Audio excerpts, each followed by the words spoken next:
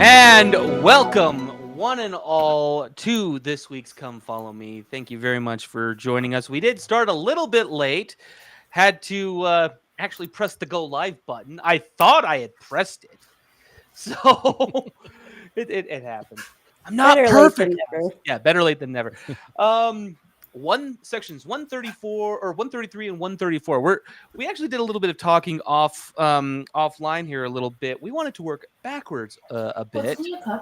Um, primarily because section 134 is kind of the general understanding is that it's in line with the eighth article of faith. So, Jessica, yeah, I think you had some thoughts on that. What do you? Well, my thought was mostly I think we're going to let Mike do this one because he's the one that came Yes. prepared for 134 and I have a lot on 133 and I think 133 is out of order from the Revelations, but 134 is a little bit more like closer in order and it's a shorter section. So, I don't know, Mike, do you want to give do you have the historical context for that or do you want me to summarize that cuz I do have that. So 134 was written by Oliver Cowdery under Sidney Rigdon's supervision while Joseph was away on a mission in Michigan, and presented to a general conference of the church and voted on and adopted. When Joseph came back, though, he did ratify it and reprinted it in the newspaper. So he fully endorsed the revelation. Some, however, point out, well, he also endorsed the original section 101. So they use that as a reason to say, well, so we can throw away 134. The problem is the repetition of 134 in church teachings ever since it was ratified. And so, we have like the most common one today would be how much is the church doing for religious freedom on a global scale that we're talking about and going to symposiums and stuff. Like, just if it wasn't today, it was yesterday. Elder Bednar was in Abu Dhabi at some kind of religious tolerance and freedom conference there. Right. This is on the heels of him being there to dedicate the first chapel in Azerbaijan, which is a huge move, 97% Muslim country. Wow. And so he's going all over that EMEA region, that Middle East, North Africa, the Levant, all that right now, and doing a bunch of stuff. And so, and we know that's been a huge focus of President Oak's time as an apostle, and now he's prophet president. And so what's that going to mean there? That ties into 134 because of what it says primarily in verse 2. That's the big one, but also verse 12. And so you have that focus where, and it is, the eighth article of faith, men are allowed, to worship according to the dictates of their conscience and all that. We protect religious freedom for all people. Joseph is famous for having said that he would just as soon die for a Mohammedan, which is what they used to call Muslims, as he would for a member of his church. And so on. In fact, the saints were like some of the only friendly people to Catholics. People don't understand American religious history. Americans hated Catholics because they were generally Protestant, and all the Catholic Protestant wars over in Europe, that bad blood kind of spills over, not in a bloody, messy way, except toward us. But Catholics had a hard time finding a place to root, and so did Jews. And who was kind and good to them were the saints. And so there's a lot that goes into us putting that principle into action, and always having done so. And in today's terms, what we seek for example, is for like with the same-sex stuff and LGBTQ in the church. We look for ways to protect the church's interests in how we perform our ordinances in the temple and otherwise, and how we proclaim the doctrine of the family from incursions of governments that would seek to usurp authority over religious institutions to tell them what they must and have to do. So, for example, there have been laws attempted in some states and cities that would force religion to adopt, like, no, you must conform to a trans man actually being a man and a trans woman actually being a woman and consider them as such. And we've done a really good job of combating all of that and winning every case, because some have gone to court. We have one case that just got filed a few months ago, that is going to the Supreme Court. We joined an amicus brief, you guys remember that, in July. And so I guess it's like 4 months ago now. And so we have a lot going on about these issues, and they're very pressing today. Section 134, to me, is really one of those sections that, as the saints, I hope we don't throw away because, it says it's not a revelation. It's still doctrine because we're repetitively following what it says. There's been no rescinding of any points of it. There's a point about like not messing with slaves in order to keep the peace with their masters. But again, it was written in 1835. So people try to foo-foo it for like that reason, for the reason it's not revelation or whatever. Well, what are the Articles of Faith? The Articles of Faith talk about being subject to kings and all this other stuff. And an example I'll give, and then I'll get into more doctrine, and I have some quotes and some things, but an example I'll give is East Germany. They got a temple during communism in the 80s. And then the wall falls shortly after the temple. I don't think that's too coincidental, but whatever. It's kind of like the walls of Jericho in my view. But the saints were being heavily oppressed. I mean, everyone in East Germany is. And they stay the course. They abide by what the church teaches.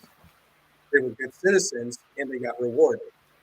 And they got rewarded with the temple. There's no bigger reward you can get in this earth than a temple nearby you, right? That to receive your endowment. And to be able to perform that work also for your kindred dead.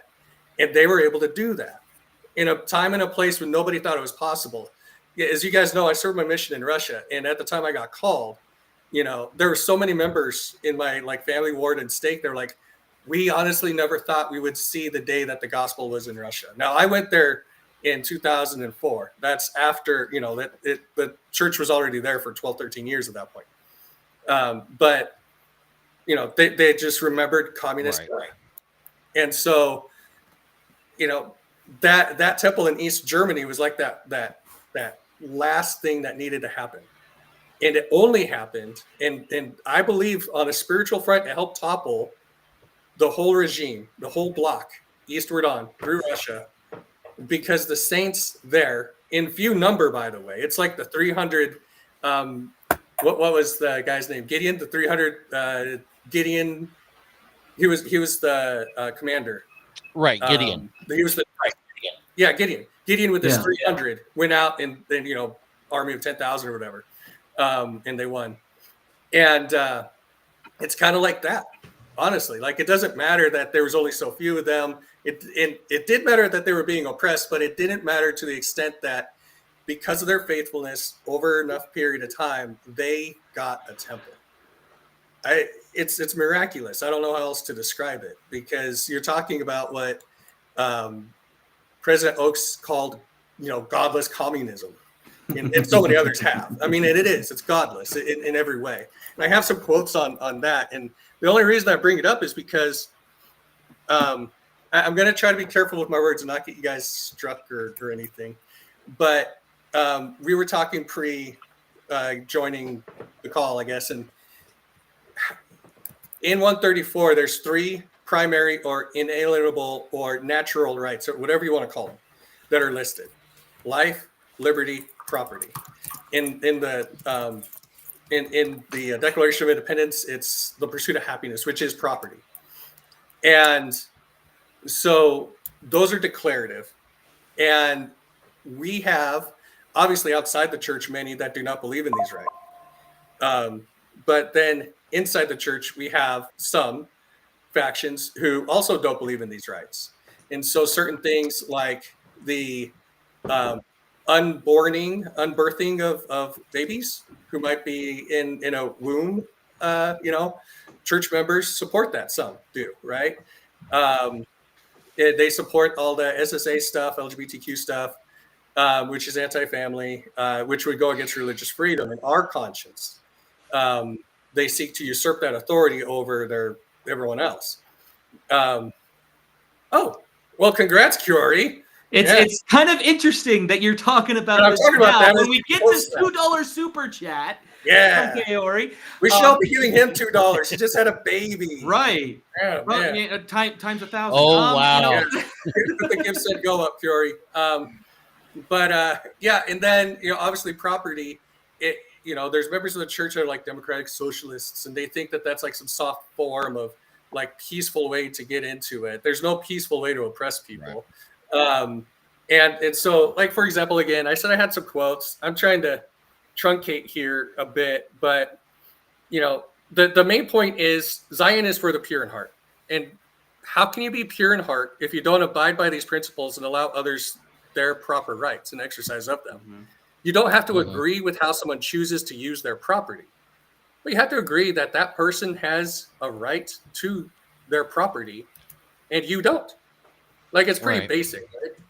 And it sounds basic. It tells people go, well, but we should force XYZ. We should coerce XYZ. We should violate their rights for XYZ because it's the right thing to do.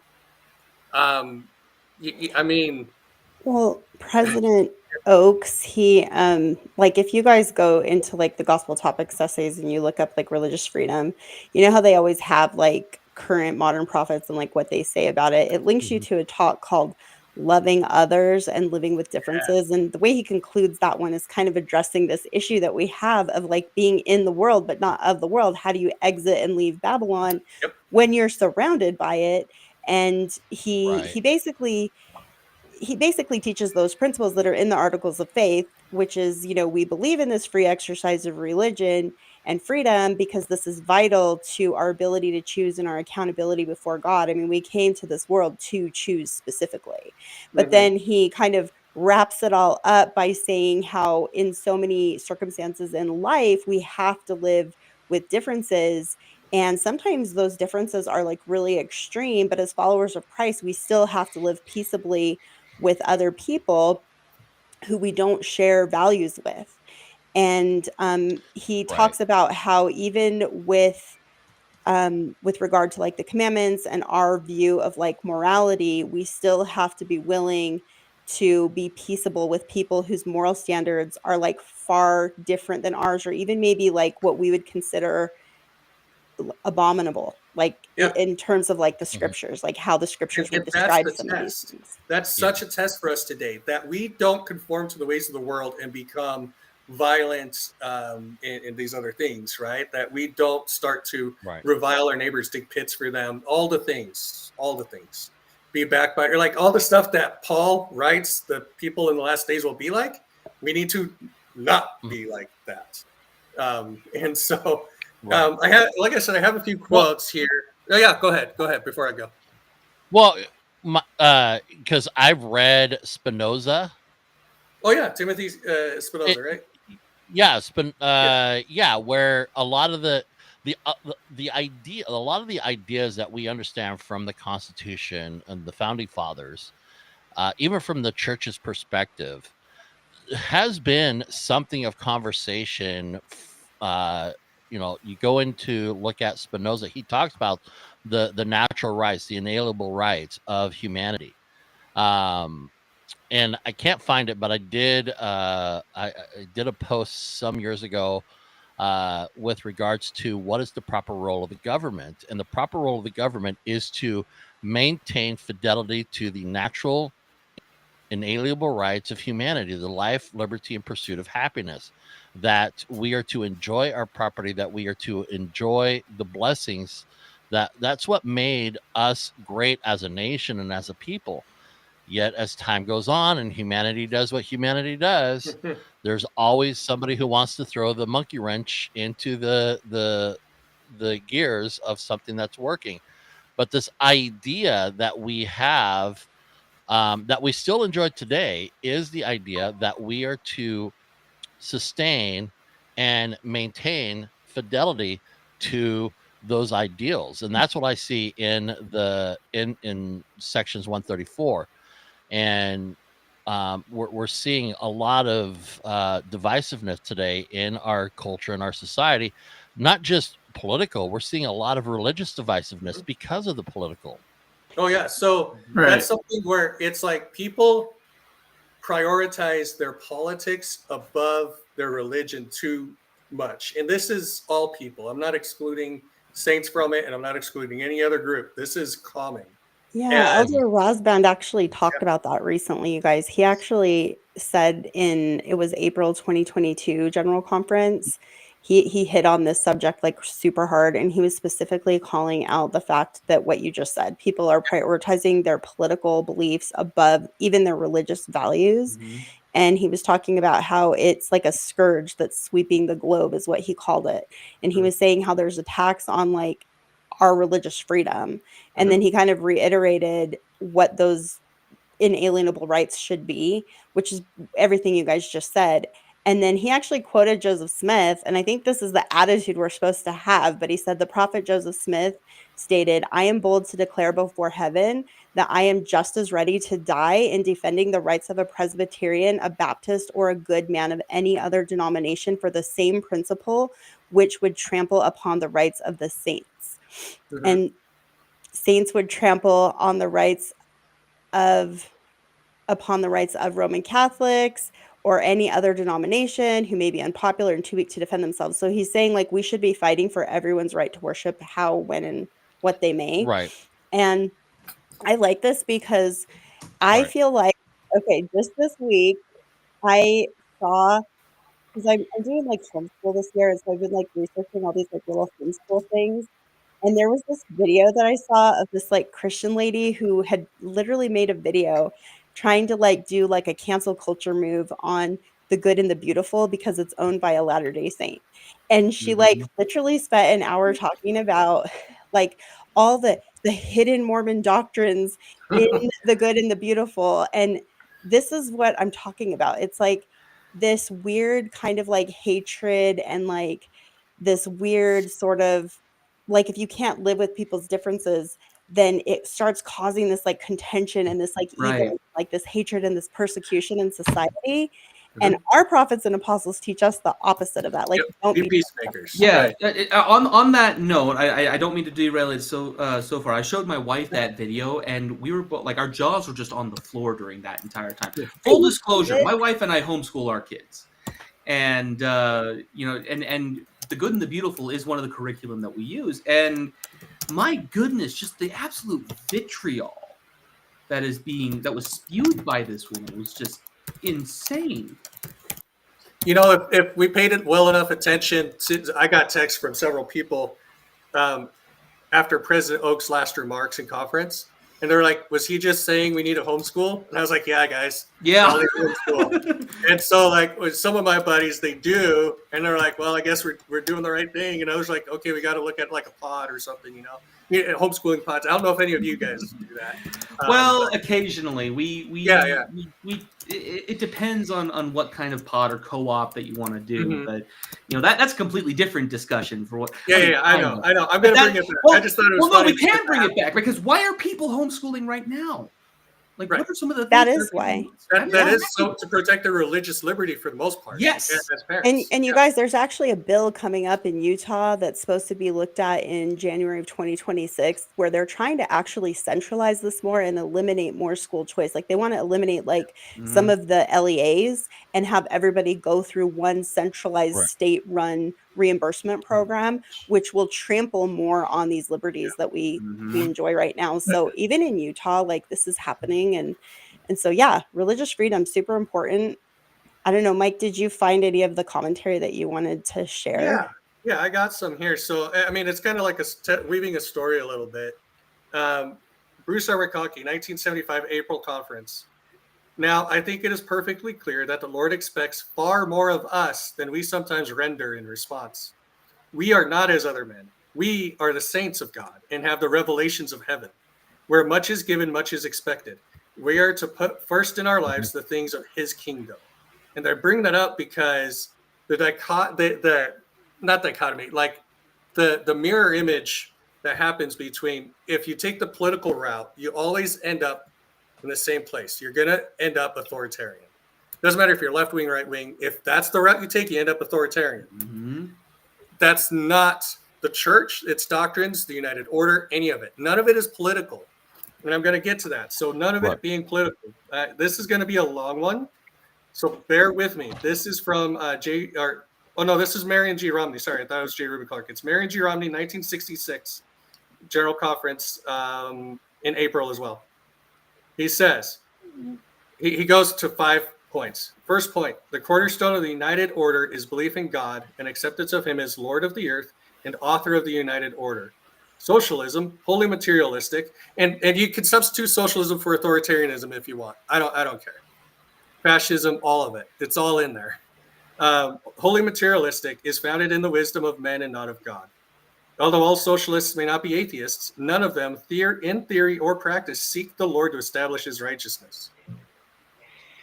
I've been told by several people just this weekend that they're socialists and they're in the church, and I'm like, oh, no wonder like you support the unaliving of little children and stuff.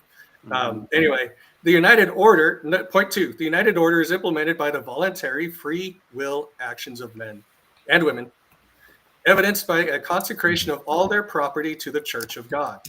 Socialism is implemented by external force, the power of the state. Point 3, the United Order is operated upon the principle of private ownership and individual management. This is the point nobody likes to understand. A stewardship is just another word for private property. It's the scriptural term for private property. Right. End of story. That's all it is. It doesn't mean that the church owns it because they deed it back to you.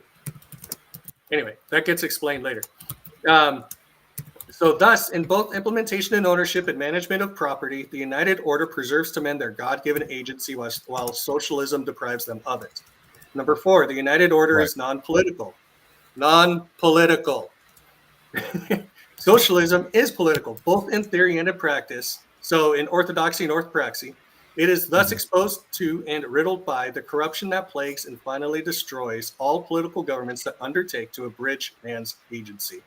Number 5, a righteous people is a prerequisite to the United Order. Socialism argues that it as a system will eliminate the evils of the profit motive. The United Order exalts the poor and humbles the rich. In the process, both are sanctified. This is the coming together of earth and heaven motif, okay?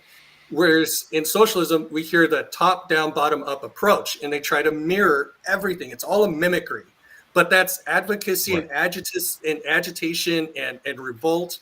And Satan as the light bringer, or Lucifer as the light bringer, if you ever heard that phrase. That's the socialist, right? He's the one that rebelled, and because he rebelled, he's virtuous and righteous. It's a weird way. That's a bit of a tangent, but that's in there. That's in a lot of the socialist writings from the 19th century. The United Order. Oh yeah, go on. Yeah. So yeah, I found the article that I wrote. It's on my Medium. Unfortunately, I share the screen because I have it up top, and so it's not connected to my other monitor. Oh. Well, we'll get it later. But ensuring liberty and freedom. Here's what I wrote. One of the foremost duties of any government is to protect the individual liberties and freedoms of its citizens. Ezra Taft Benson, he was very political in his thought, and he emphasized the importance of government in defending these essential rights. He argued that without a government committed to safeguarding liberties, true democracy cannot thrive.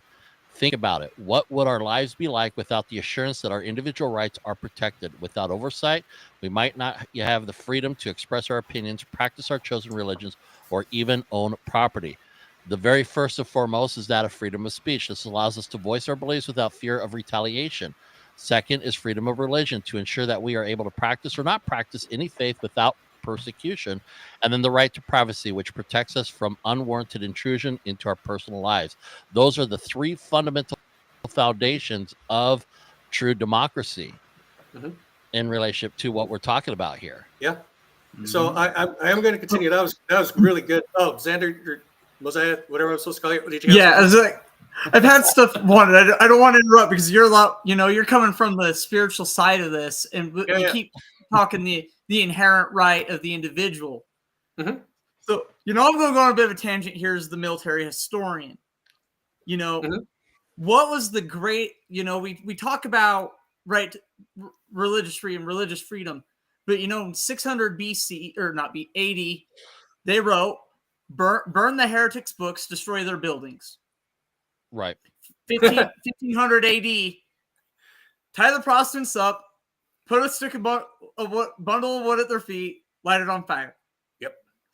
1618, the 30 Years' War starts. Protestants versus Catholics. It really was not until, and that very loose, that a freedom of religious choice was not until the birth of the United States. And even then, I say it because you're Puritans, you're separatists from the Anglican Church. They weren't leaving England for the colonies because land of opera. It was, we want to worship how we want. Mm-hmm. You still had up until, again, really until the American Revolution, you still had France and Spain and going at it with the Protestant nations. It was not till that birth, and it was literally because, well, you're not Catholic, you're not Protestant. Mary of Scots pushed England back to Catholicism. Yeah. I was going to say Anglicanism, but no, she pushed it back to Catholicism. Elizabeth pushed it more towards Protestantism. James went full-blown Anglican. Yeah. And we have proof in, I know we're supposed to say King James Version all the way, but I hate the King James Version. It is very much clear you had a king in there going at it, that we are going to solidify the authority of the crown and in that to suppress religion. Yeah. It wasn't maybe there's something to be said about the No Kings protests. Yeah. Well, I mean, we don't have one, and they can't have that protest in Canada either. So it's a no tyrant protest, I guess. Right. But it said it wasn't till Madison wrote the Constitution, the founders went, "Oh crap! We didn't put anything about our grievances with England that we felt they were trapped," and created the Bill of Rights. That was the first time any nation in recorded history said, worship who you want. Be Protestant, be Anglican, be Catholic. Worship. Start your own. Start your own. Yeah. So, Flying spaghetti monster, you're a 28-year-old American. Well, worship a dragon. Well, my understanding of the Catholics, First by the way. Amendment, my understanding of the First Amendment, and correct me if I'm wrong here, the idea behind the freedom of speech coincides with the right to religious worship. Yeah. That one of the reasons why there was a push to have the ability to speak freely was because of King George, was because you couldn't speak out against him because he was the representative authority of the church and the country. That he was basically he was the modern day version at that time of the Pontifex Maximus, which was what the Roman emperor was. Like yes and no, though, because Maryland was a Catholic state. It was written in their bylaws that Right. that And Massachusetts, Catholic yeah. Maryland. Yeah, Massachusetts, and then and I think they were the only two. And then Pennsylvania, right, was its own thing. Mhm. New York was its own thing, which I think was Episcopalian or something. And so each state. all of the colonies were based on a group of people and a religious belief. Correct. And when they very first got started, this is actually what caused. So they all united for the Revolutionary War. Right. This was important. This was led by God. We have it in the Doctrine and Covenants. This was literally, the Constitution was inspired. I'm actually teaching the Constitution lesson this week. I've been teaching it all week to my kids. And then during the time when they realized that the Articles of Confederation are causing problems for them to have economic trade, and that none of these colonies could agree on how they wanted to run. Yeah. And so this was the biggest challenge in making the Constitution come about. And when you read the backstory of this is actually so what brought them away from England was exactly this. It was that they could not practice the religion that they wanted to. So they come to America, they set up each colony. Each colony is mostly centered on some type of religious or cultural tradition. And then when they're under threat and they decide that they want to break away from British rule, because they were under it for a couple hundred years, and then they go in and they're okay, we're gonna separate, and then they start the Revolutionary War, and then right after that, the country's so in debt, people hadn't even gotten paid, who had fought in the Revolutionary War. The states are all these colonies are all fighting at this point, And then this is like a miracle that like the Constitution even gets written, that it even gets ratified, that like any of this stuff even happens. Because like when you dig into the like minutia of it, you're just like, how did this even happen? It was clearly the hand of the Lord that not only helped them win against the greatest army and navy in the world, but that they could then come together with like these extreme differences.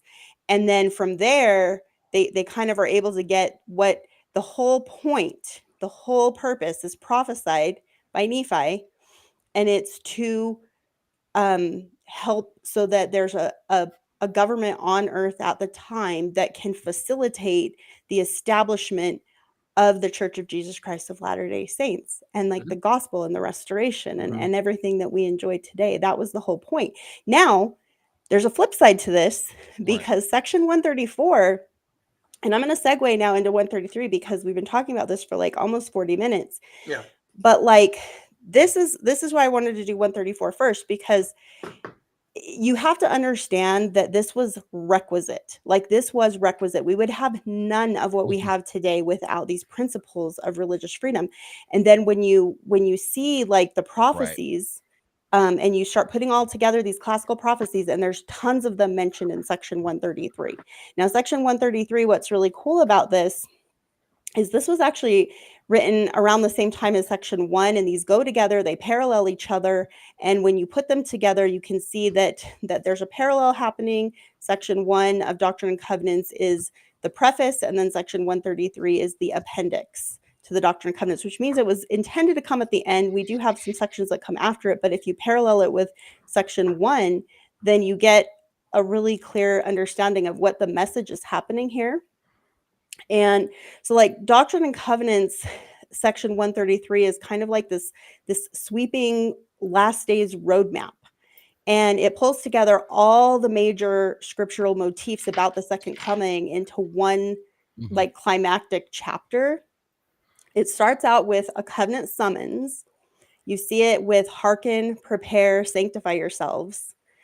And this is like God's kind of like universal call, the call out. And then he has his saints enact this like new exodus. He's telling them to go ye out of Babylon and leave wickedness behind. And he is echoing all of these great prophecies about Zion and Jerusalem from like Isaiah, Revelation, and the Book of Mormon. And these are all coming together. You know, you can pull in all the classical prophets like Ezekiel, Zechariah, Daniel. And then you get this bridegroom motif where the saints need to awake and arise. And this is like covenant language, think temple, like think about the ascension, all of this. And then also arise to the calling, because there's this calling that Nephi explains in First Nephi, like chapter starting like maybe chapter 14, when he's talking about what is to happen in the end time and how the gospel is supposed to go forth from the Gentiles to his descendants, like this literal house of Israel that he sees as his descendants in the future. And this awake and arise, this is the call. This is like Ephraim's birthright. This is like, hey, you guys have a role and responsibility to be the kings and the queens to the original house of Israel, the foster fathers, nursing mothers, bring them the gospel, bring them into the covenant, gather the house of Israel. This goes back to the Joseph in Egypt and his story, and Ephraim and Manasseh and their birthright. So that's all of this is in Section 133. And then you got the angel that flies through the bits of heaven with this everlasting gospel. He's fulfilling Revelation chapter 14. And you can think of this as a collective angel. It's not just the angel Moroni, because Joseph Smith, he's visited by several angels who all play a part in the restoring of the gospel. We often think of it as angel Moroni, but when you really dig into it, you realize that there's a multiple like work that's happening here. And angel Moroni is kind of the one who first initiates it. And then you get this like restoration that's identified in this Section 133. There's like, it's describing the restoration. And then it refers back to like Christ's appearance, and it references back to the winepress in Isaiah 63 and how the Lord's garments will be in red when he appears at his second coming. So there's all these really great kind of beautiful motifs happening. Like I ended up breaking it down by, there's an end time exodus, like a Babylon and a gathering motif happening. There's the bridegroom one, the angel and everlasting gospel one. the winepress and like the dyed garments, and then this weak things and threshing of the nations, which I think is pretty much tied to section 134, because what happens and what causes this is actually those things. It's when you can think Assyrian and Babylonian conquests of ancient days. And what did they do? They did the opposite of what section 134 describes. They trampled on the freedom. They scattered Israel. They took away their rights to worship their God. And then they intermingled with them and, caused apostasy even greater than, the world had ever known. And so I think that when you kind of like see that connection, you understand that there's several reasons why we want religious freedom. It's not just so that we can be free. It's because these types of laws and government, the way that nations choose to govern, is directly tied to their accountability before God. And it's directly tied to these prophecies of ancient days. And it is prophesied that in the end of time, there will be something akin to that ancient Assyrian and Babylonian conquering, and that it will start sweeping the earth. And in the context, like this is a huge backdrop for the end time Can I just scenario. ask, is there an Zion acronym? rises out of it. Is there an acronym that could describe this movement? Like maybe like a 5-letter acronym with a. Are you talking about an acrostic? Well, with a 5-letter acronym with like a plus sign at the end or something. I mean, I think that would be the ideologies. But I actually have a diagram of this where you have to think of it in a couple of different ways. Rainbow. Yeah. So think about in the book of Revelation, because this is one of the motifs that's happening here, but you have the beast and the harlot. The harlot rides the beast.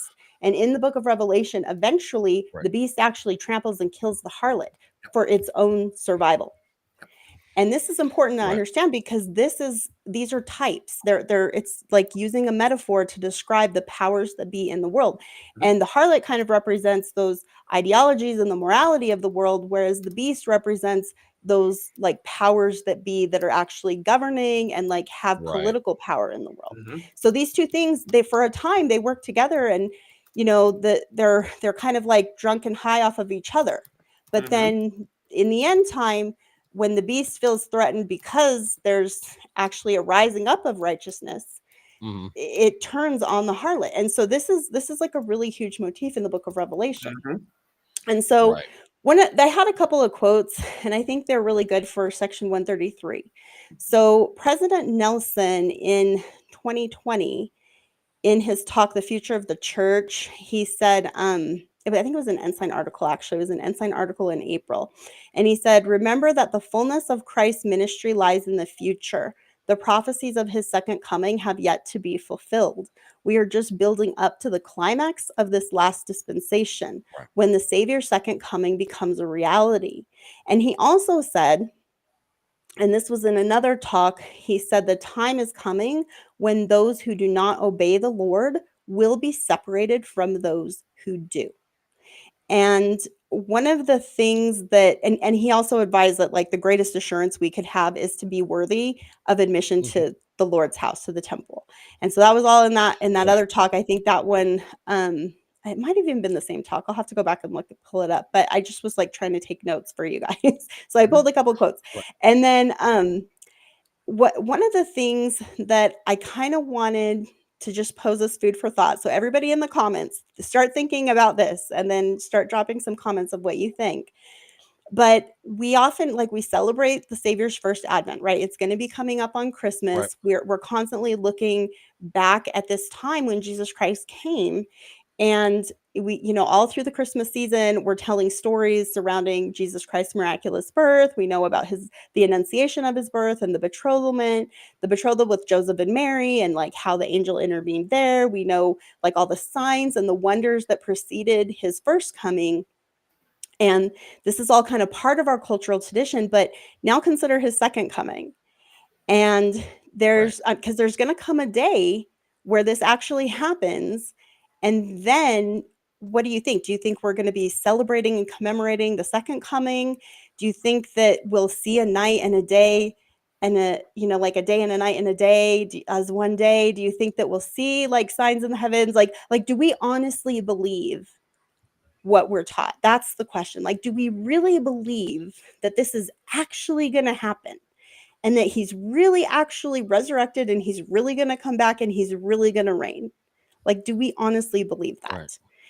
And when you go through section 133 and you're looking at these motifs, just kind of have that question in your mind, like, do I really believe this? Like, do I actually think that what President Nelson said is true, that we need to be getting ready and that we should be prepared? And why is he saying that? Why would he be telling us that? and then to be fair, I mean, Right. the Lord's been saying he's coming quickly for like 200 years, right? So like, I don't know if quickly means the same thing to him as what it means to me, but my definition of quickly is like totally different than 200 years. Well, and Peter and Paul and the other apostles, they thought it might happen in their life until they got older. And then they went, actually, wait, guys, there's going to be a falling away first and all that. But for a while, they were like, well, he came back like after his resurrection. He's just around the corner. And it took them a bit to realize that too. But so section 133, this is like specifically tied to Malachi, and it references it in there. There's a lot of references to mostly Isaiah and to Malachi. And so, you kind of have to go back and like look at Isaiah and what that whole entire vision from like the first chapter to the last chapter is teaching. And then look at Malachi. Malachi, he prophesies the great and dreadful day of the Lord in Malachi 4:5. And he says he's going to send Elijah the prophet before the coming of the great and dreadful day of the Lord. Well, this revelation, this appendix was given before Kirtland. So this was before Elijah had even come when this prophecy or this revelation that we have in the Doctrine and Covenants was recorded and was given. And that's something to think about. But when you look at like the great and dreadful day, like if you guys like actually do like a scripture search on this, you're going to see how many prophets prophesy. And then you'll look and see how many times this is brought up in the Doctrine and Covenants, many, many times. And you'll see that when Joseph Smith in his history, like if you go to Joseph Smith history, chapter 1 and in like verse 38, you see again this prophecy of Elijah the prophet coming before the great and dreadful day. Well, why is he coming? He's coming because of what Malachi said. And it's because we need to get these links back in place. We need to relink the family and bind ourselves to Jesus Christ and to each other. And I had pulled several different talks, but I'm just going to try to briefly summarize them for the sake of time. One of them I was looking at was President Nelson. It's the Everlasting Covenant. He had talked a lot about the Abrahamic covenant. He talks a little bit about the concept of Hesed. And I do have like that quote in here if you guys want me to read the whole thing, but it's very long. But essentially, this talks about that concept of Hesed in section 133. And this whole idea of binding, like Joseph Smith said in Malachi, when he says, turn the hearts of the fathers to the children, that it should really be bind. And this is a good word to use because when you're looking at like what's actually happening, think back to like section 128. Think back to what I said last week about section 109 and how if you go to section 109, which is that revelatory prayer that was given for the Kirtland Temple, which comes after section 133, there's this very clear, starting in verse 68, progression that's happening where you can see how this binding starts rolling out. And it begins with the prophet Joseph Smith and Emma Smith and their immediate connections. And then it goes to the presence of the church and their immediate connections. And then it goes to the church and their immediate connections, and then to the world. And this is how this gospel has rolled forth. So if you go back to Daniel chapter 2, verses 39 through 45, and the stone cut out of the mountain without hands, section 109 very clearly describes how this happens and the process and the order that this priesthood order and covenant is going to be rolling forth. And so just kind of think about that. And then I don't know if you guys want to talk about these motifs, but I did pull a lot of commentary that I have on these motifs, and they do refer a lot back to Isaiah. And I have a lot on the book of Revelation that I can share.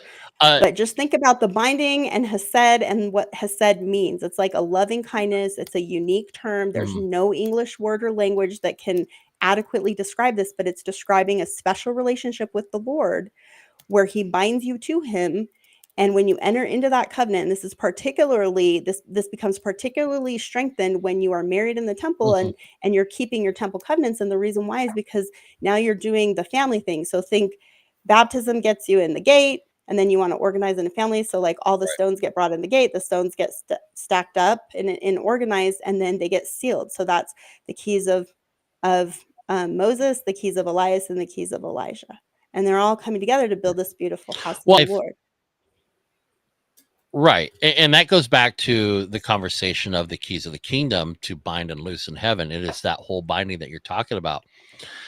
And from my perspective, from what I've studied, if you look at 3rd Nephi, prior to Christ's descension from heaven to the people, and then you compare it to the destruction of Jerusalem in 70 AD, and what all led up to that judgment against that generation, because they, when you understand the scriptures of that, it's referring to the destruction of Jerusalem, which fulfilled the Jewish diaspora, that the Jews no longer they were utterly destroyed. The temple was destroyed, the city was destroyed, and everybody was dispersed. That's the reason we have the restoration now. And with that, this is the reason why I say that today, because of the restoration, Gentiles are receiving the gospel first, and we're going to over to the Jews.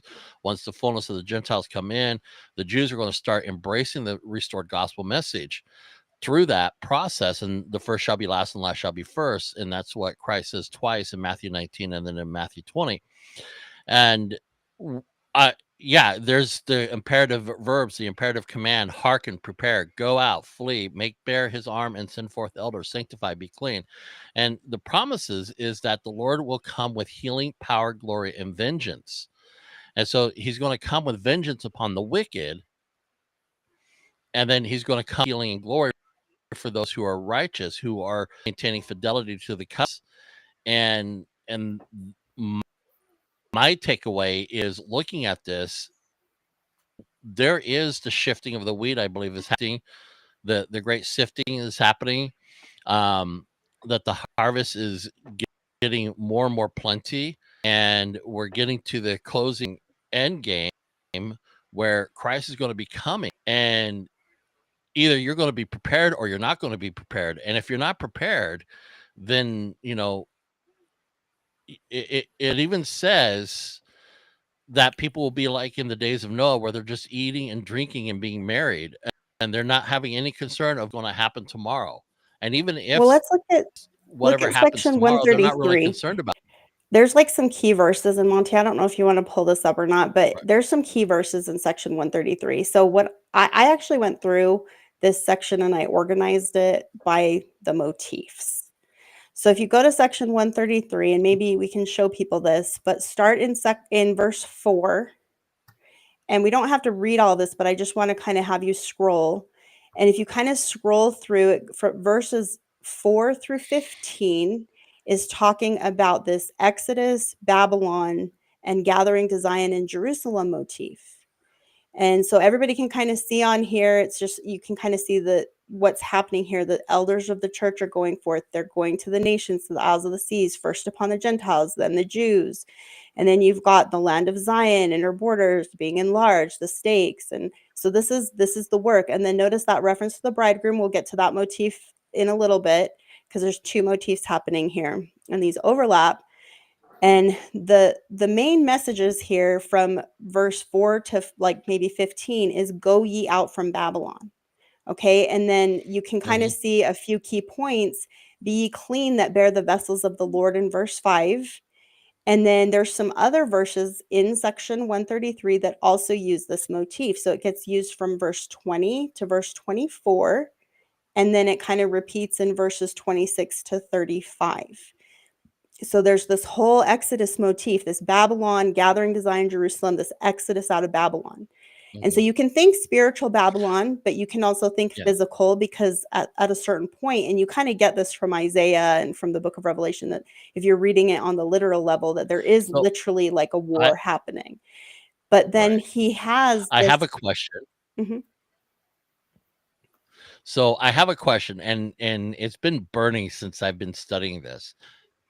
And we go back to is it Second Nephi? He talks about the great and abominable church. I believe he's describing Babylon as the great abominable church. It's a coexistent, It's co-equal Nephi's version of of religious Isaiah's and Babylon. pagan philosophies, and that Yeah. is the great abominable church. That the great and spacious building is the great abominable church. I actually like. Nephi says anything that's not Christ's church is the great and abominable Right. church. It's I that actually simple. I actually came across an old copy of my Book of Mormon, an old quad that I got right after I got back from my mission. And in that, I actually wrote in the margins of 1 Nephi 13, or no, it was 1 Nephi 14, where it referenced Revelation 17, talking about the whore of Babylon and how the great and abominable church was Babylon. Anything that takes on the philosophies of Babylon is considered the great and abominable church. That is what Nephi was warning about. And so, yeah, it's kind of that marriage there. And on top of that, anyone who studies both 134 and 133 and 134, notice when these were received. These were received in 1931 for 133 and 1835. 1831. 1831. Yes, sorry. Man, Monty, like I didn't. You're I off didn't a realize few that centuries. Hiram Smith was I'm writing off stuff by about down a on, like, century. almost 100. My mind is fried, man. Like seriously. No, but Monty, so you bring up, and this just tells you how immature I was when I was 8. I got a hold of a first edition Mormon Doctrine by McConkie. Yeah. And I referenced in my old set of scriptures. I literally wrote where it's talked about seeing the great and abominable church. Oh, no. I literally put equals Catholic. Yeah. Oh, no. That started with Talmadge, though. Is that So, for Mormon doctrine? I mean, so that just tells you how immature That's I was. how immature anyone was. But this is the thing, right? Yeah. Like, when we look at, like, because this was a common thought within church culture for a long time, right? And the fact that, like, even McConkie stepped away from that after he became an apostle shows a lot of growth on his part, but it also shows how the Lord reveals things to us line by line, precept by precept.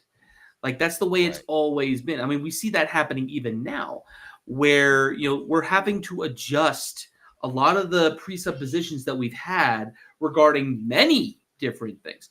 But using the garment redesign as an example, right? Like a lot of people, had this understanding, like, oh well, we got to be physically modest because we got to cover the garment. No, that understanding has since shifted. That while modesty, physical appearance was something that we should be, showing respect for ourselves in, it was always about the covenants that we make.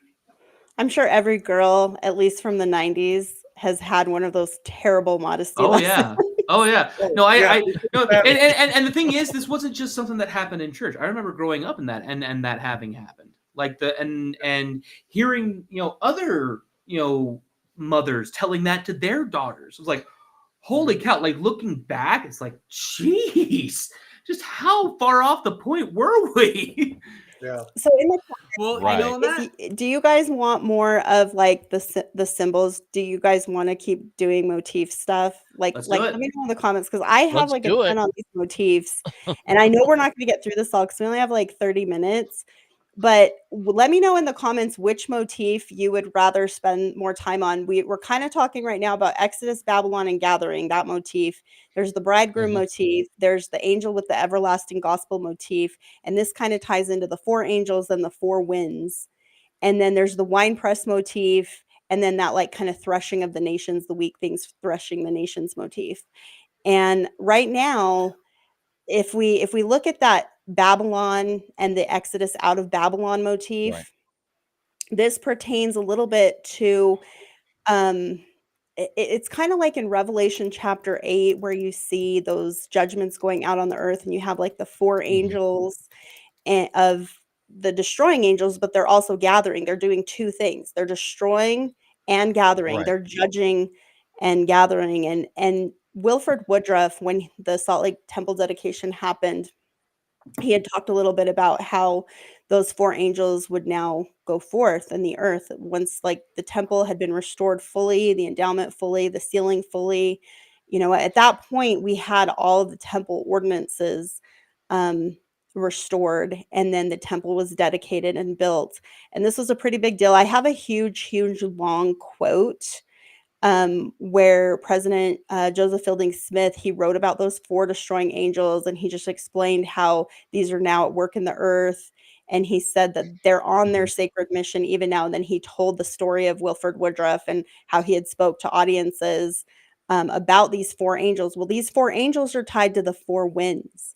And one thing that I wanted to point out, symbolism-wise, is that, yes, America is the new Egypt, totally, in Isaiah. Well, But don't let me lose my train of thought. Hold on. So the 4 winds, no, you're gonna say Daniel chapter this. 7, the 4 winds go out before the 4 beasts in Daniel.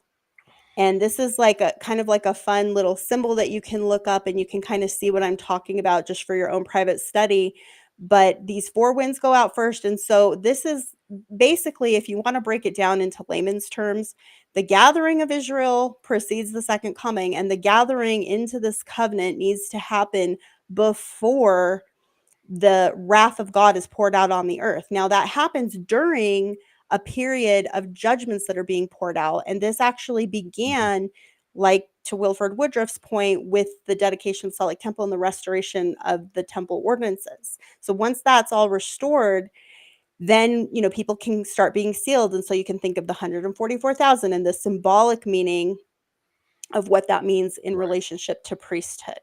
Like priesthood multiplied. It's the multiplicity of blessings that you saw in section 124 and in all these other sections of the Doctrine and Covenants, where Joseph is like, you'll be blessed with a multiplicity of blessings and multiply blah, blah, blah, like forever and ever. Because one of the passages is about the 144,000. The Lamb shall stand on Mount Zion with the 144,000. My understanding is that the 144,000 are those of the tribes of Israel that are going to be restored when they receive the gospel message. Is it that just correct? Means, if you want to look at it, it's basically symbolic of like the full gathering of Israel, like the complete total restoration. So think Article of Faith number 10, and think like the full house of Israel, all 12 tribes finally gathered, finally like multiplied, like priesthood power amplified. Numerology, Tim. Yes, numerology. it goes back to biblical numbers. Yeah. Well, but you got 12 times 12,000. Every time you add a 0, it's adding more perfection to the number. Yes.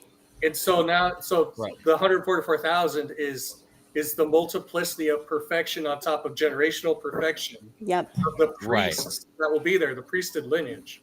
Right. It goes to ancestry and lineage. So think root and branch, and think like Malachi, think Isaiah 11, think Doctrine and Covenant section 113. There's like this idea of root and branch, and these are the things that are being restored. And then that turns into a multiplicity of priesthood and blessings as these tribes are gathered back in. And so this ties back to the government. Like whose right it is to rule. This is the reversal of circumstances that happens at the end of these judgments, or even you could say coinciding with these judgments, because one of the things that I think is kind of fun to look at too is like, if you look at because it brings up this motif about the angel, right? The restored gospel and the angel. We tend to think of like the angel Moroni, but again, try to think bigger, think collective. And one of the things that I think is kind of interesting is how there's this kind of callback to Revelation chapter 14 in section 133. So after these saints are commanded to flee Babylon, then you get this like 4 winds motif. So which it basically means like from one end of heaven to the other. And there's like this symbolic language that the righteous are to gather from all parts of the world, flee out of Babylon, and then they grow into this 144,000 concept, that there's like a Right. multiplicity of generational blessings. And this happens in two ways. This happens because people are being sealed together and they're having a posterity that is also part of this covenant relationship with Jesus Christ. But then they're doing the work in the temple, and they're turning the hearts to the fathers, and they're sealing themselves up to their ancestry. So then we've got the roots and the branches reconnected and established, and it creates this immense priesthood power in the earth. And So covenant, it's not a literal number of 144,000 people. no. It is a symbolic representation of that. Mhm. Or it's 144,000 Jehovah's Witnesses. If you want, if you want. I was not going there. Well- Thanks, Michael. Hey, Well, Hey, you know what? We already said crossed on the line when it YouTube- came to the Catholics. Why not the J-Dubs too? So, you know, that's Well, so L said, you know, the 144,000 is the Army of Light. I just want to say we got to come up with a better name for that, because if you ever read the Saturday Darth Night Bane Warriors? novels, no. no, you ever read the Darth Bane novels of Star Wars, the Jedi Army at the time was called the Army of Light. So like, Oh, that's about when they marked their downfall. We got to change it up a little bit here. You know, we don't want Disney knocking on the church's door. we had it But first. no, We copyrighted. They took our trademarks. Okay, we're gonna John DeLynn them too. You know what? That's not a bad claim. Yeah. But no. So Sorry, Jessica. We're totally No, you're wild right now. no, sorry. But what Jess was saying about Joseph F. Smith's quote back to Wilford Woodruff, mhm. I was actually looking. You know, this shows how I matured. You know, I went from calling the Catholics the great to, you know, actually put. So Wilford Woodruff, his initial quote was that God was the four angels had been awoken, but yet he was staying them. They were circling the globe, waiting for when God would loose them upon the earth. Mm-hmm. But he was holding them lest they take the wheat with the tares. Mm-hmm. And then Right. F. Smith, he said, they are now upon the earth. They are now working the fields. And if I remember, I don't have that quote up hand. I got like 1,000 tabs open because I got to mod Tim. I got to mod mine. I got to watch YouTube. So I don't have time. But I think he gave it like right in the midst of World War I. I think it was not long before he died, if I'm correct. And he died literally like a week after the armistice was declared. So, Right. But you know, this is what I wrote when I was doing Book of Revelations. Well, I did actually write. That was like one of the few institute courses I do want to repeat. Mostly, you know, because I think the Book of Revelation needs its own course, and that's the only way to get it. But they mimic, you know, those four angels are also right around. And I know we say each period was a seal, but there's only one instance prior to the second coming that those riders come, and that's in the prelude up to the second coming. And well, the four horsemen are highly symbolic as well, and you can tie them to the angels. And I do have some commentary on those too. It doesn't really mention them directly in this chapter, but it does in John's Revelation, and they are connected with when these four angels go out, because it's when that seal is open, that first seal.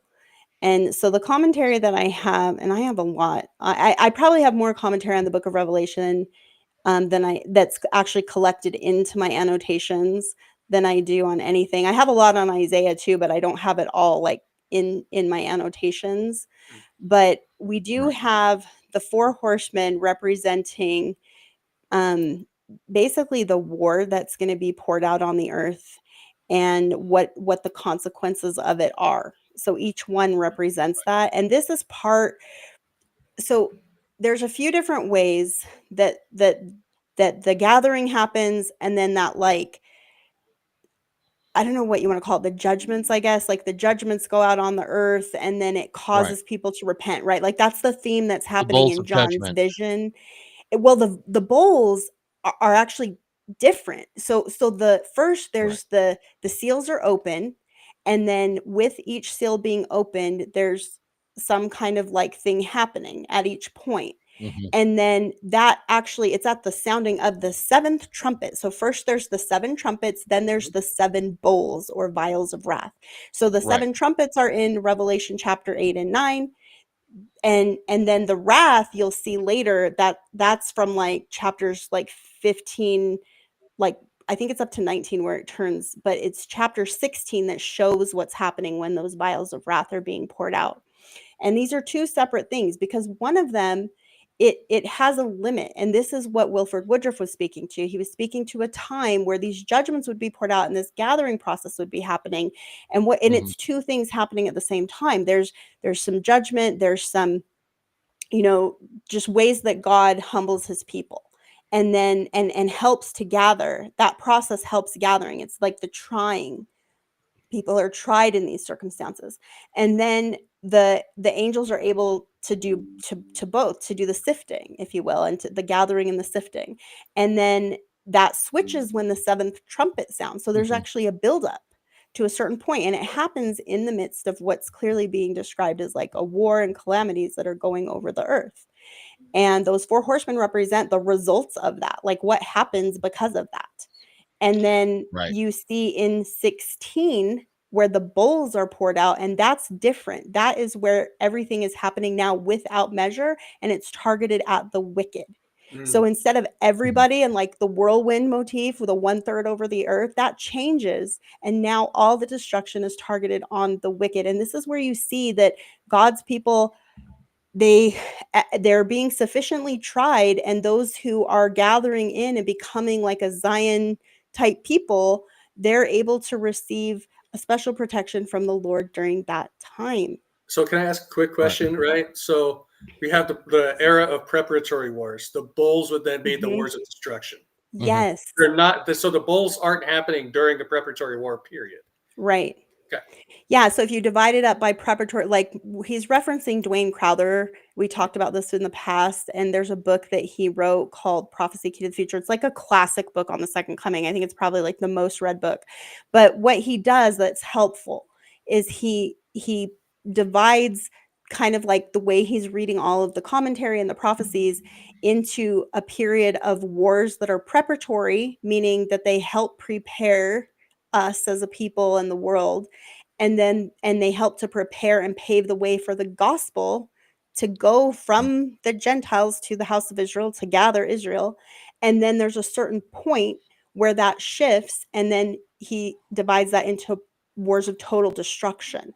And that total word is important because that's the motif that you see in Book of Revelation chapter 16. It changes from a third part, meaning that there is a measure, to totality, like total destruction.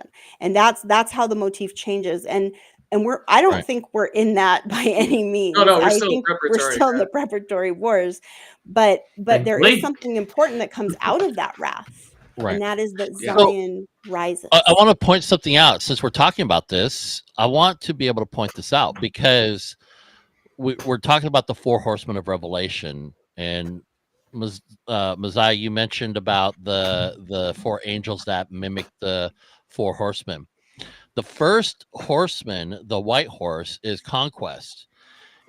Now you would think conquest comes after war, but this is interesting because the first horseman to appear is conquest, the white horse, and it means that the Antichrist has already claimed victory. Then he makes war with the saints, and that's represented by the red horse. It symbolizes violence and the shedding of blood. And then the white horse is tyranny. Because of that, that's what the white horse is. Right. It's tyranny.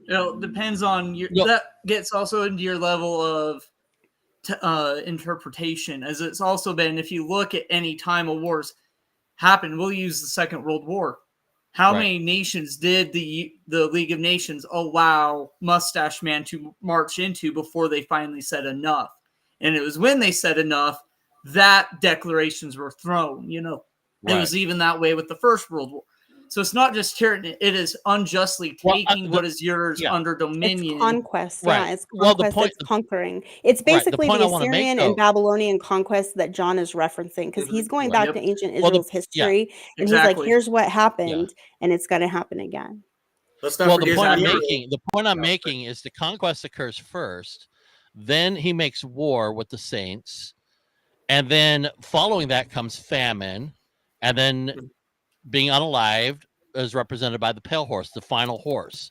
So we think that these come, but there's a certain progression to these, that when you look at wartime, it comes by way of political conquest, and then war is initiated. And then because of war, there is famine. And then because of famine, there is unprecedented being unalived because of famine, because of war. And so they're so interrelated and independent with one another. And I don't know if people have made that connection. No, they have. Like Richard Draper, tons of scholars have made this, and like all the commentary I have, he basically says white horse equals conquest, tyranny, which is unrighteous dominion that leads to the red horse. The red horse equals war, contention, warmongering, civil unrest that leads to the black horse. The black horse is famine, economic oppression, so greed, oppressing the poor. Price manipulation is one of those things that John describes.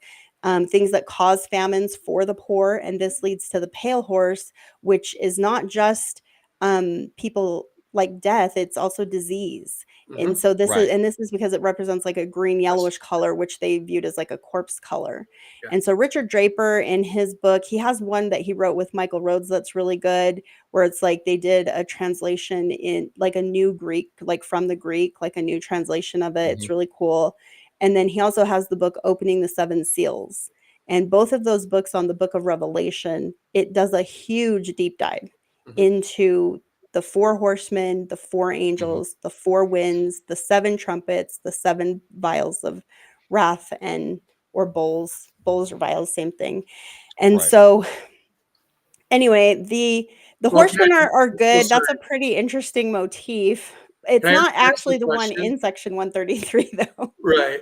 Can I ask a quick question? So I've had this thought before. I want to bring it up here and ask the panel or whatever, but I've kind of looked at what Nephi does and even Elijah does when they have the sealing key with being an archetype of these things in judgment toward the people. And so I might be inappropriately thinking this, but would that be something that the prophet, the president of the church, holds as a key where he unlocks these things? Or is this only commanded from heaven? Well, I think if you look at the precedent, because that's where we get these ideas, right? It comes from the precedents that Isaiah is talking about, that John is talking about, that Nephi is talking about. They're all talking about the same thing. I think Daniel, I think all of them saw the same vision. And then they tell it in their own way. And some of them focus on certain aspects than others. Isaiah gives you a very big, broad view from about the time that the wrath of God is being poured out on the earth. But then John, he gives you everything leading up to that causes the wrath, and he gives you like the whole history with the seals. And so they all kind of are seeing the same thing, but you can tell that you're kind of accessing different viewpoints, if you will. Enoch as well. Yeah.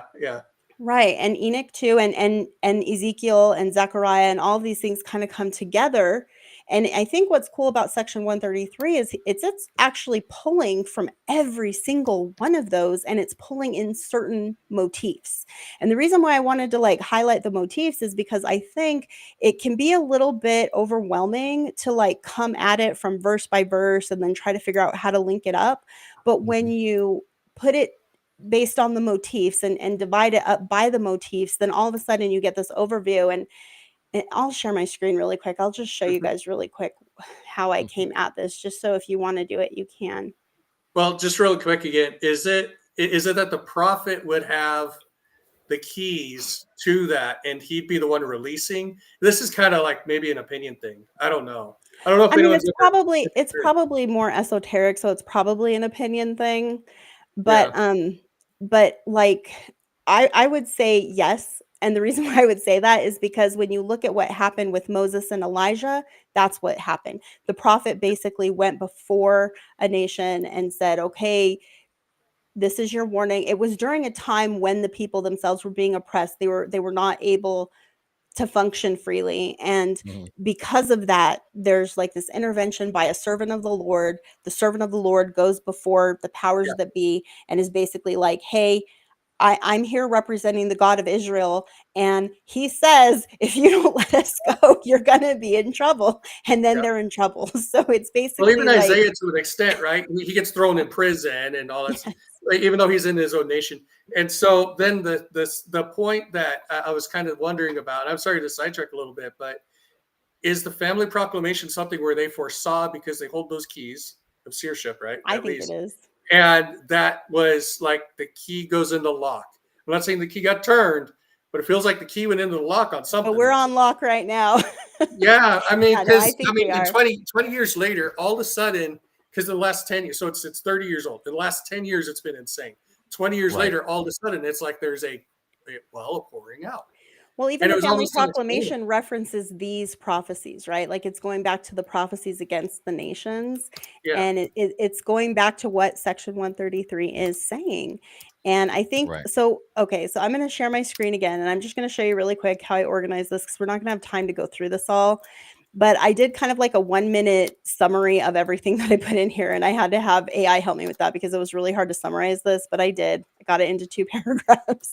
And then down here, so what I did here was I basically put together like what I thought were the main kind of like symbols of this, or the main motifs. So these are the motifs that I could see that were in there. And then I basically just went through, and after I went through and did these notes, I did like a little summary of them. But I just went through and I was kind of like, hey, here's the motifs I'm seeing. And then I went through and I tried to do like, okay, where am I seeing it? And then after that, then I went through and I was like, okay, here's each of those motifs. And then I pulled in some commentary that I had. Like I had all this in my annotations and my scriptures, where you can see kind of like this is pulling from the apocryphal book of Enoch. And it's just showing like the winds motif. And so you can see how, what does the winds represent?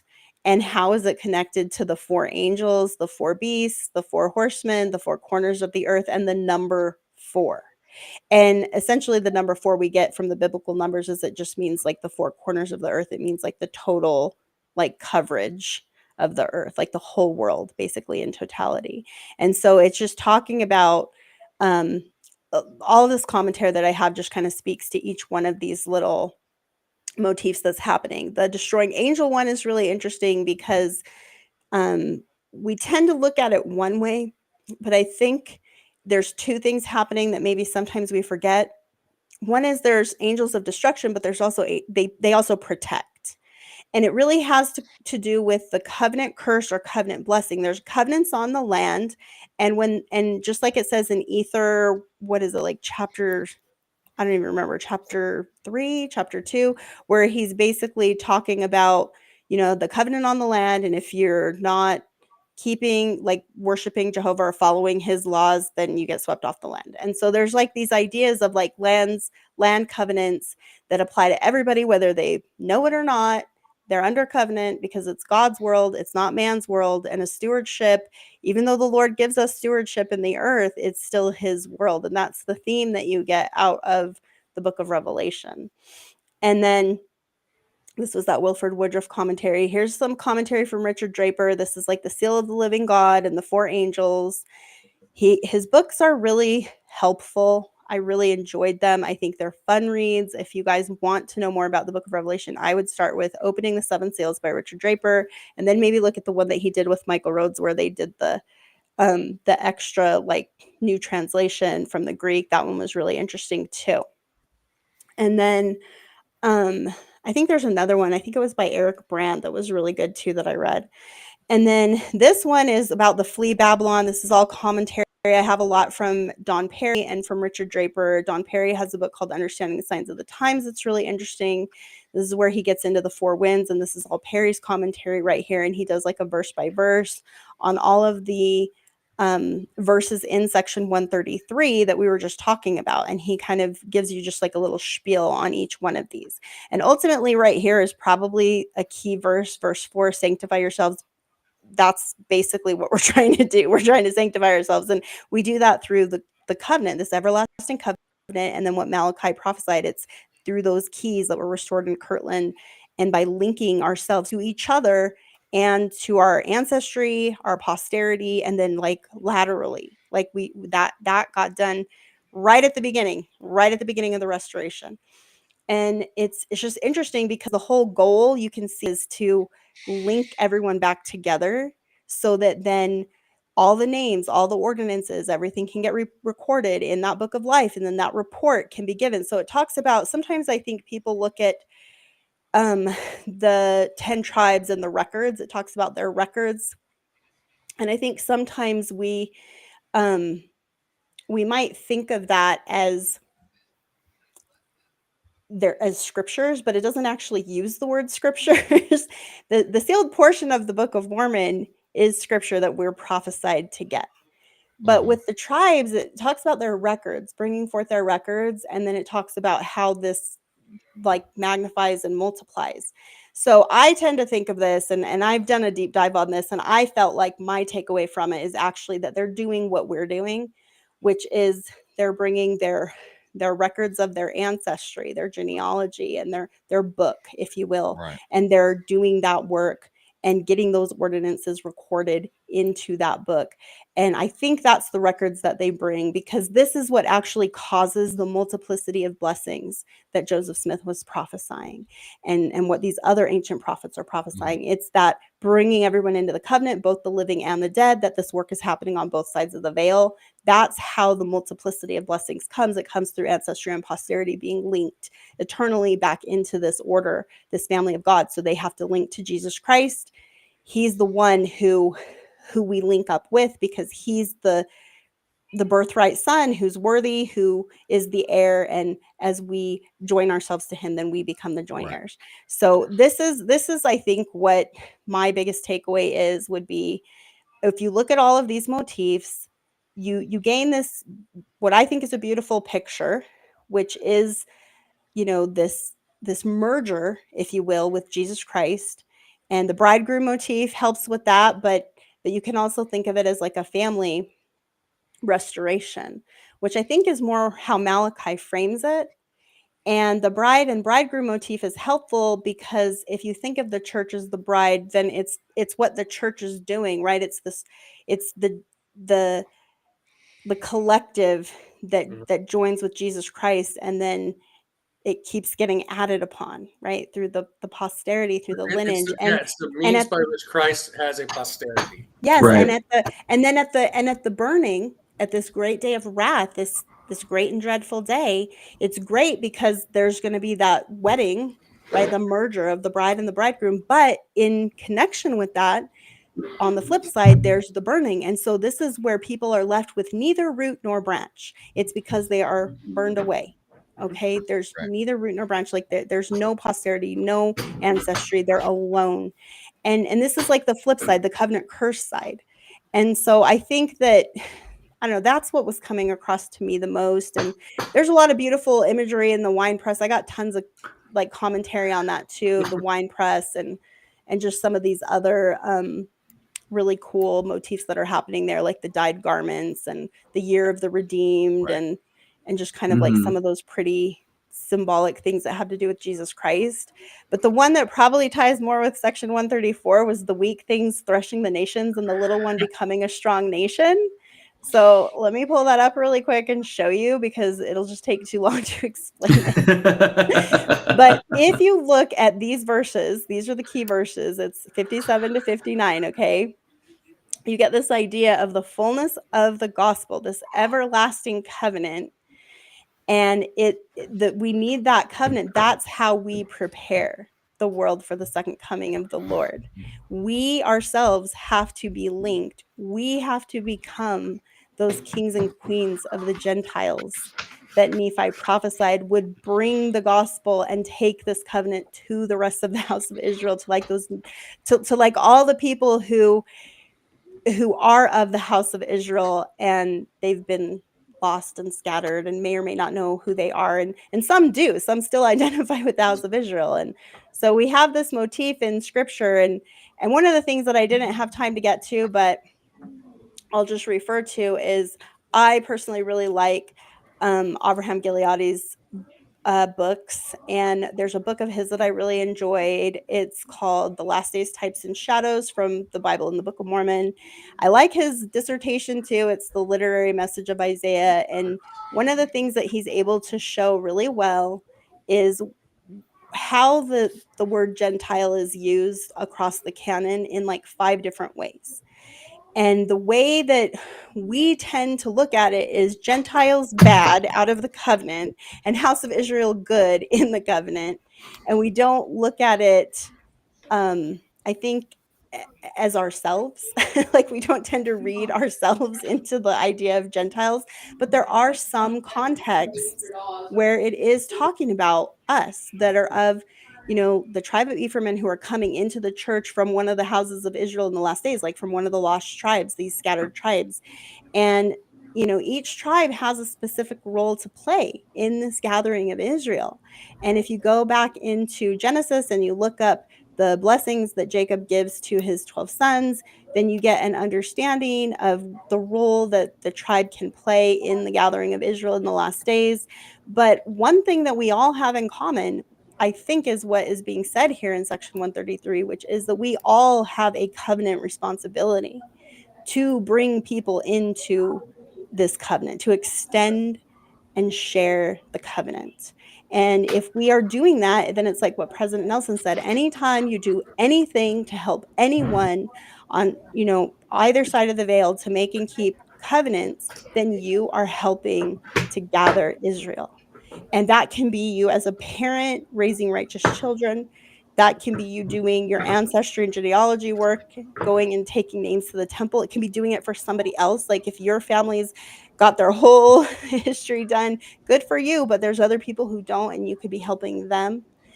You can be doing missionary work. We send missionaries. You can be doing, like, all of the charity and the humanitarian work that we do. This is all part of that mission of the church, that fourfold mission.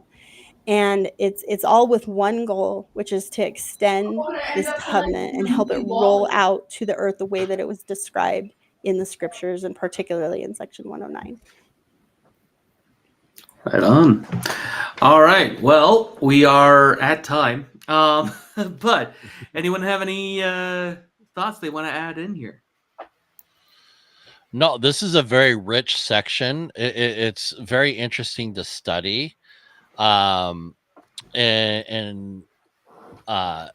think for me, the biggest takeaway is what are we doing as individuals? What am I doing as an individual to prepare myself for the coming of Christ? And not so much preparing myself, but what am I doing to be able to share the hope and the assurance of faith with other people?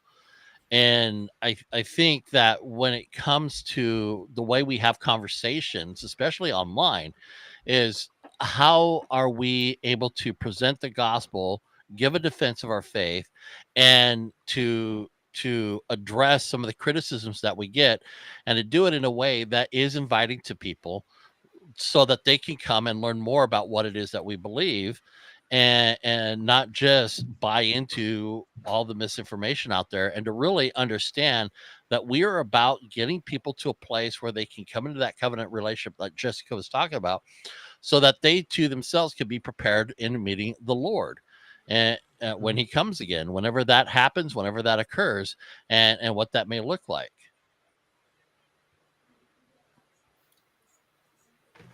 Absolutely. I'll go next then. I was waiting to see if Mosiah wanted to. I'll go.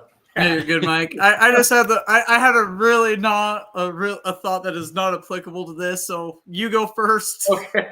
So I wrote this out a little bit because I was thinking more like 134. Obviously, 133. Out of 133, the part that I like best is verses 32 to 35. I don't know where that fell in your collection motifs there, Jessica, but the reason I like it is because it's a little complicated maybe, but it's talking about the children of Ephraim receiving the riches of the world and then turning around and blessing Israel, or at least the tribe of Judah specifically. And it's really that Ephraim kind of takes on that role of being the sons of Levi. So when we see in scripture about the sons of Levi offering, unto the Lord an offering of righteousness in this temple again, our temple president, President Turk in the Gilbert, Arizona temple, the first week, so he's new. He's been for a couple months. His first week was like, I need you all to understand, you brothers and you sisters, you are the sons of Levi described in the scripture. And we need to act in accordance with that. it had been pressed before, but it was like really impactful that's what he's gearing everybody at.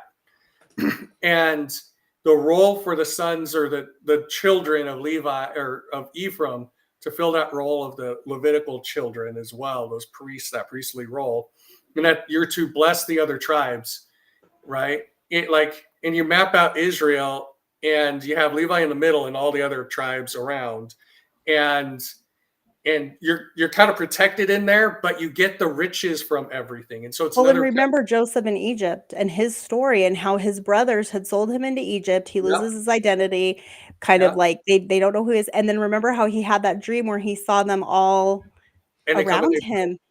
And they were like, oh, that little brat, he thinks we're all gonna worship him. But it wasn't talking about that, right? It was talking about this end time. Yep. And so there's that, and I really like that, and the point, like, also because of what 134 says, and just, I'm sorry to bring it up, but way too much hatred of the juicy people. I don't know if I'm allowed to say it straight up, but in the world today, and it's being driven from all angles and directions. And the fact of the matter is, as Latter-day Saints, one of our main objectives is to bless the children of Judah. And that's what this says. And it means the literal children. This isn't well, we're the children. No, we're not the children of Judah. We're the sons of Levi. We're the children of Abraham, or of Abraham too, but of Ephraim. Sorry. Mm-hmm. Right. And so we need to take seriously what the scripture means and stop trying to pretend and placate others and play nice with the Babylonian things of the world and go along to get along with philosophies and ideas that don't mesh. We spent boom.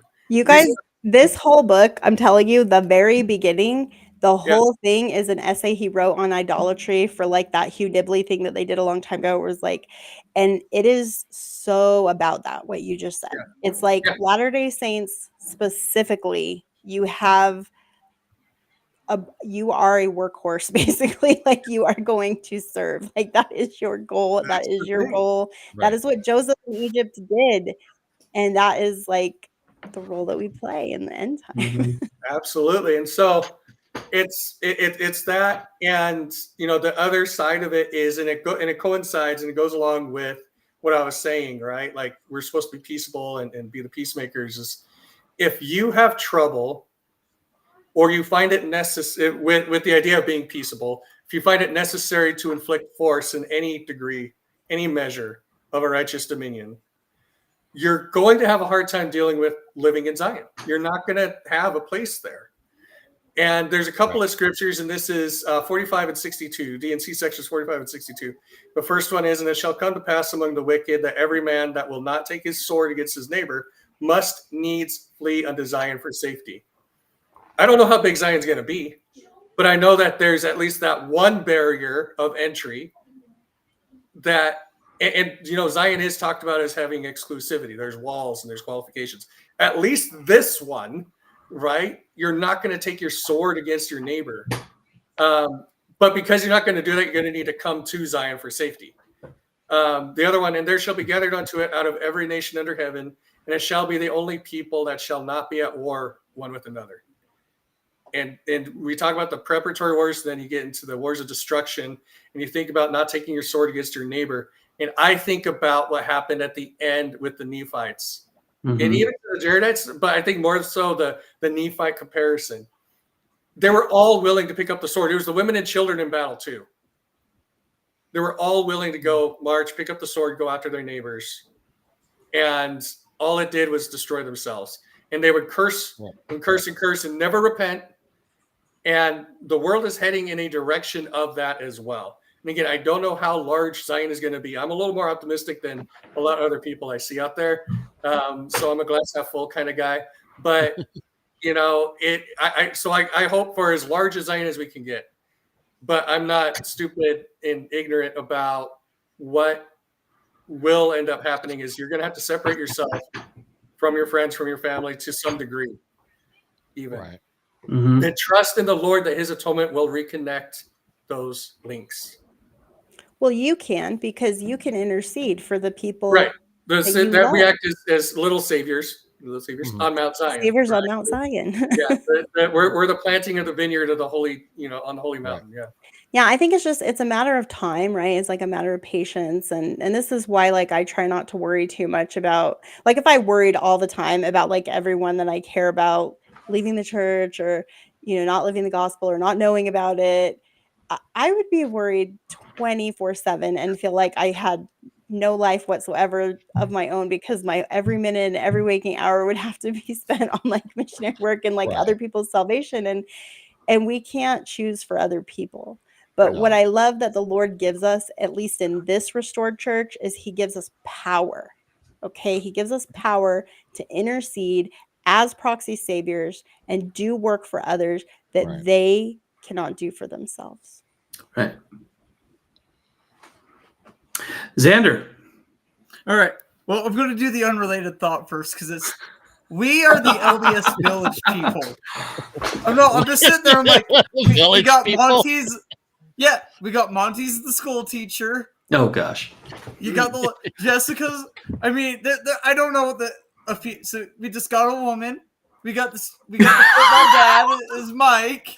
I think Tim's Scooby picture was better. We had Monty the Lion. I don't know what I was, like a merger between Velma and Daphne.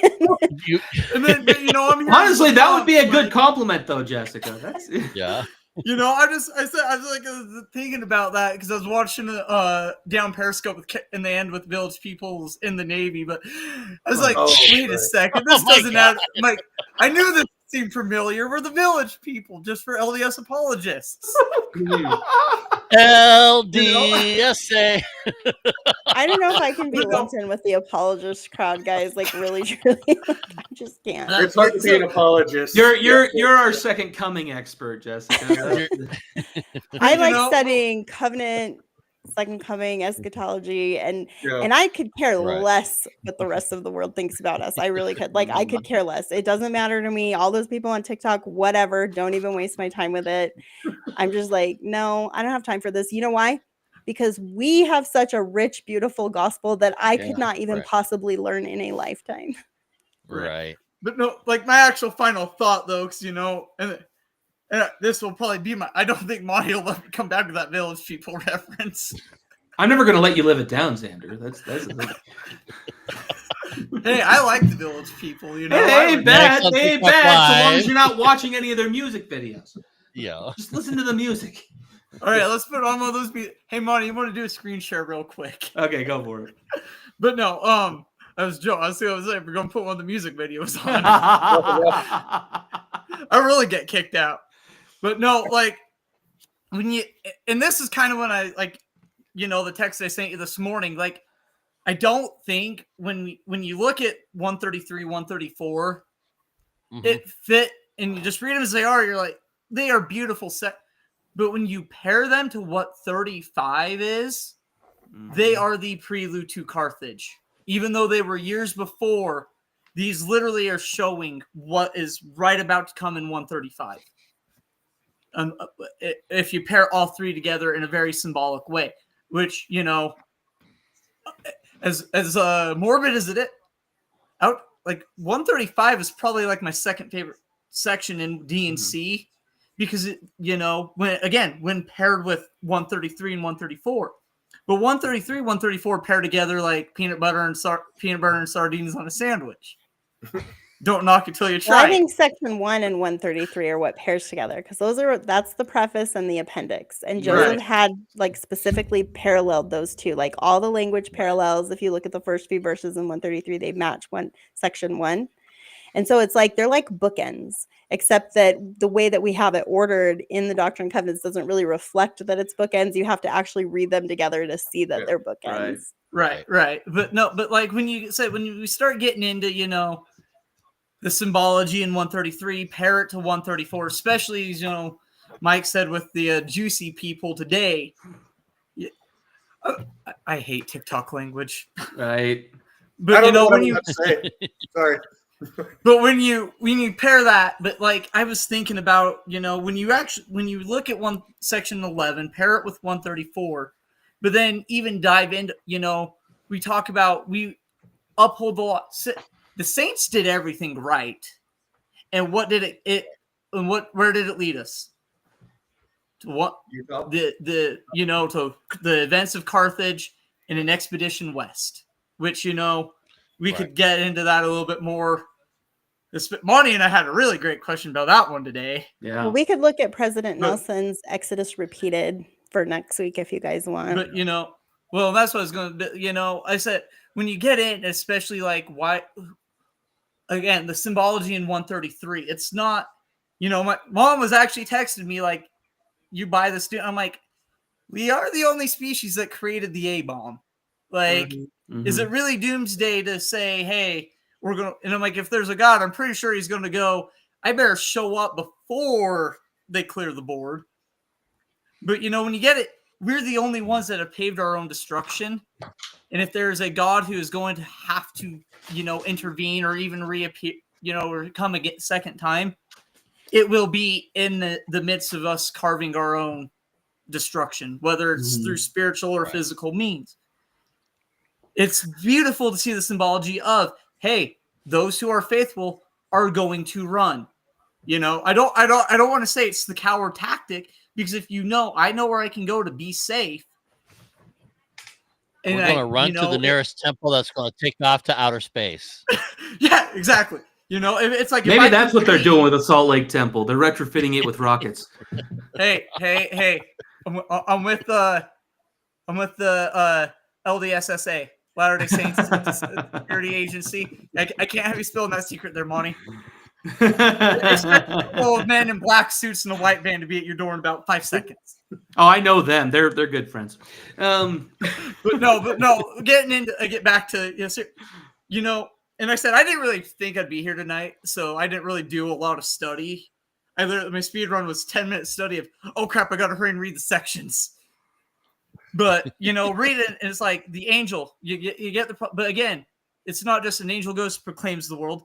The angel's going out and proclaiming, here's what to look for. Here's also, I got 4 buddies coming right behind me. Like, you don't want to meet them.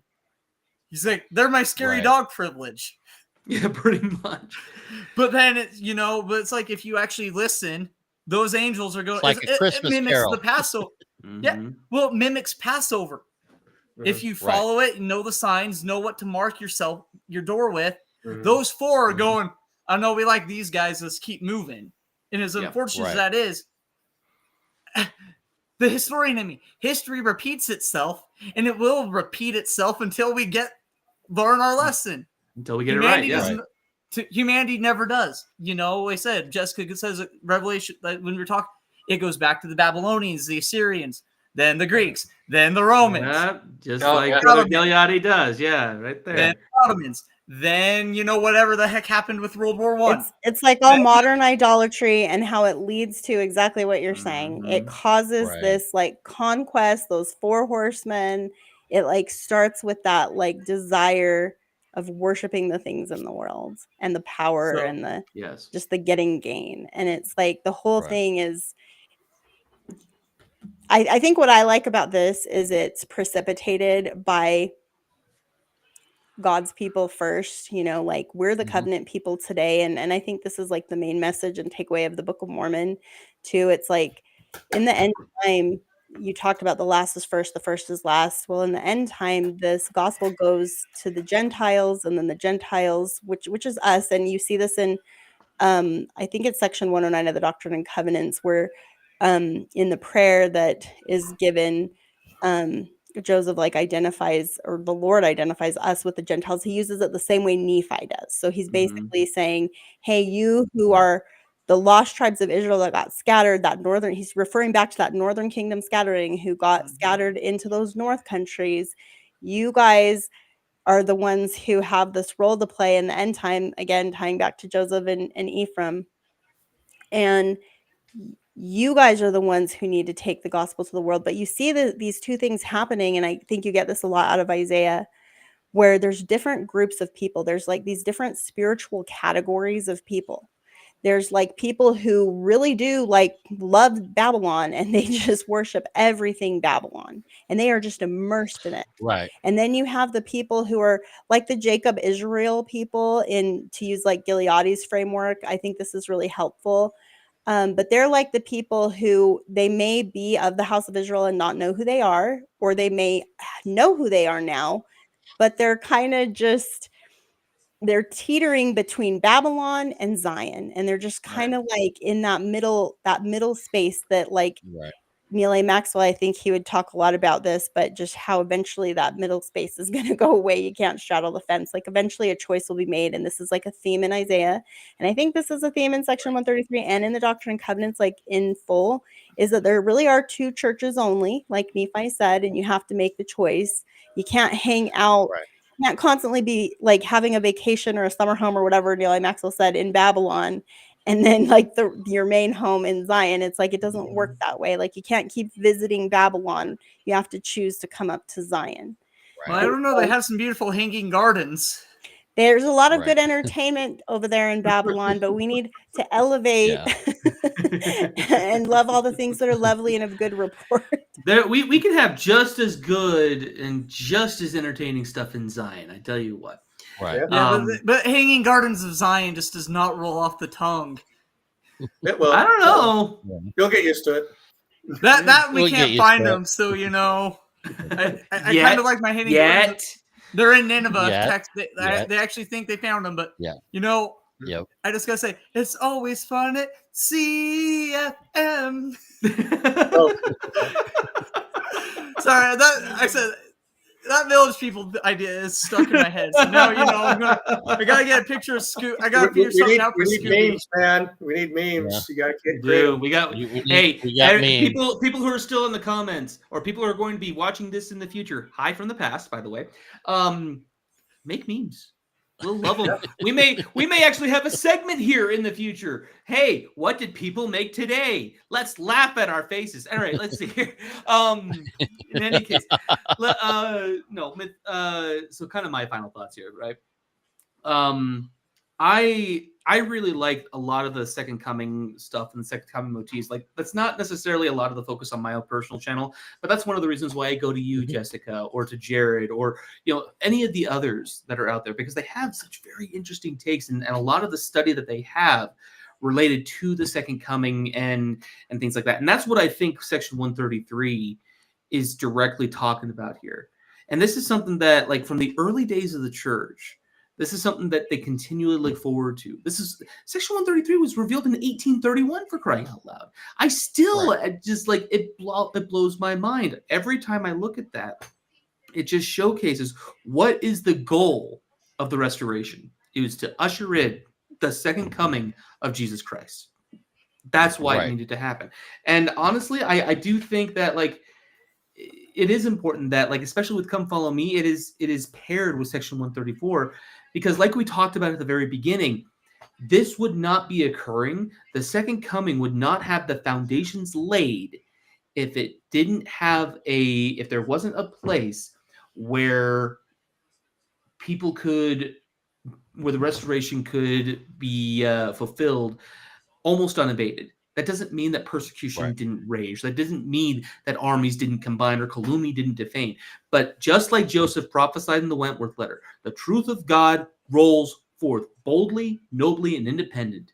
It is still penetrating every clime. It is still visiting every continent, and is still being sounded in every ear. With the technology that we have, the fact that we have this platform, the fact that we're able to come together from different parts of the country, and in some cases, different parts of the world. Like Xander, you and I on TikTok very frequently associate with folks from the UK, Australia. Mm-hmm. There are people from Saudi Arabia that sometimes come into our lives and interact with us there. Where's the Nephi boat? Where's the Nephi boat? Where Nephi boat? That's a completely different subject. But no. Yeah, it's like the highway out of the deep, right? Right. But the thing is, though, is that even in places where the church cannot legally go in and proselytize, we're filling those gaps. We're able to reach people from where we are in the United States to people all over the world. This is prophecy fulfilled. And this is where the Right. second coming is truly getting close at hand. And this is where the warnings that are laid out in section 133 in the entire book of Revelation, Nephi's vision from 1 Nephi 11 through 17, all of that is, or 1 Nephi 11 through 11 And the through family 15. proclamation. And the family proclamation, which we're going to be going over here in just a few weeks. Yeah. You know? Yeah, so we can tie it all back. And we can go back and showcase a lot of all things, because this is all culminating in what the Savior wants and how the Father has laid things out for the second coming of his Son. So, with that, we'll end that here. Thanks all for coming here. We are going to go into Carthage next week, sections 135 and 136. We'll see you all then. Thanks for coming. Wait, you're letting me back Yep, after thanks calling for us the joining. village people? Maybe. I have no choice, Xander. Everybody, we need oil's in the the lamp. comedic relief. Get your oil in the lamp, trim it. Yeah, there we Yes. go. There you go. Xander, we're letting you back. Everybody needs a comedic relief. So Oh, glad I'm on the comedic relief. all right, Could have have a good been night, worse. Could have everybody. been the heretic. That's good. We'll see. Have Have a good night.